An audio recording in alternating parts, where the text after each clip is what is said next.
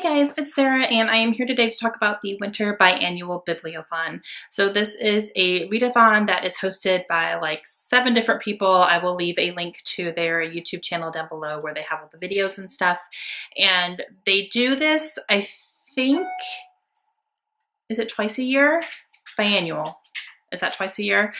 And I have not actually participated in one yet. So when this one popped up, I was looking for a readathon because I knew I wanted to kind of have that little push to help me get through some of these books that I have going on this month. And then this popped up and it was perfect. So I'm going to go ahead and participate this month. So this one goes from January 8th through January 14th. There are not only reading challenges, but there's also video challenges, which I'm not going to do the video challenges because I can't do those and read at the same time. So I'm going to just focus on the reading only. They issue 7 different reading challenges, so I went ahead and picked a book for almost all of them. You can double up the challenges, but you can't triple. So I went ahead and doubled up a couple of them just to kind of make sure, because I can't read 7 books in 7 days. I can't do that. So the first challenge is a throwback challenge, and this one they said that you can choose any challenge from their past readathons and do that. So they had a little Google document that was linked up that you could go back and look at all of the challenges. So the one that I picked is to read a book by an author you've never read before, and that could kind of be like any of these. So any one of these could literally count for this. Second challenge is to read a 2016 release that you were really excited about but never got to. And for that one, I'm going to pick This Is Where It Ends by Marie K. Nijkamp. I hope I didn't butcher it. I probably am. This one is pretty short. It follows a school shooting over the span of 50-something minutes, and it's from different perspectives of the characters in this book.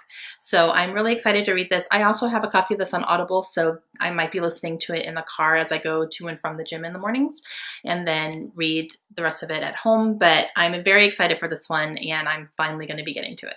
Challenge number 3 is to read a retelling. Retellings are huge right now. A lot of people are writing retellings either of famous stories or famous people or fairy tales. Fairy tales is a big one.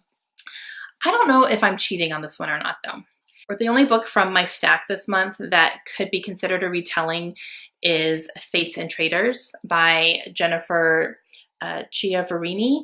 And this is a historical fiction based on women involved with John Wilkes Booth, who is the man who assassinated President Lincoln. So I think this is kind of a retelling of his life and things that happened in his life. I don't know how historically accurate it is, but it is a fiction. So I'm going to go with this. But this is really the only thing that I have this month that could have counted for that, even if it's kind of towing the line a little bit. But, you know, whatever. Prompt number 4 is to read a recommendation. So that could be either something that someone personally recommended to you or that someone on BookTube in general recommends a lot, or a book that is recommended by a lot of people, meaning a lot of people are talking about it and saying it's really good. So I picked Everything by Nicola Yoon.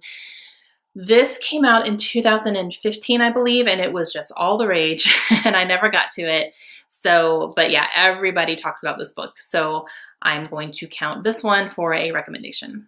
And the 5th prompt is to read a book that you were just super excited about when you bought it and just never picked it up. And for that one, I'm going to go with City of Glass by Cassandra Clare. And this is book number 3 in her Mortal Instruments series. This is a series I finally picked up and I'm starting to work my way through.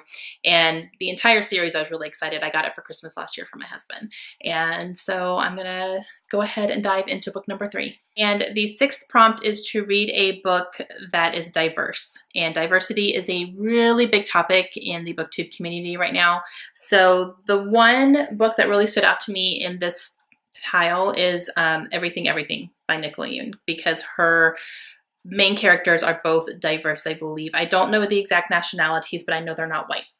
So I'm going to go ahead and count this one for that as well. And the 7th prompt is a group read. They actually all choose a book and they all read it together and then they do a live show discussion on it. And for this one, they are going to be reading Stalking Jack the Ripper. I don't remember the author's name off the top of my head, but I'll have a picture of it here.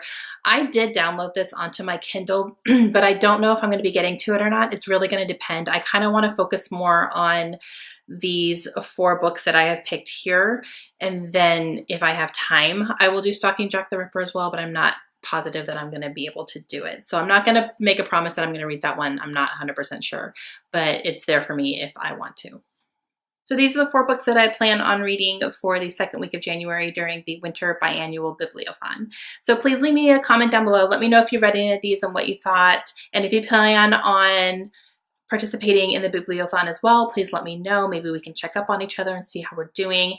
I will have a vlog style wrap up for this as well at the end of the Bibliothon.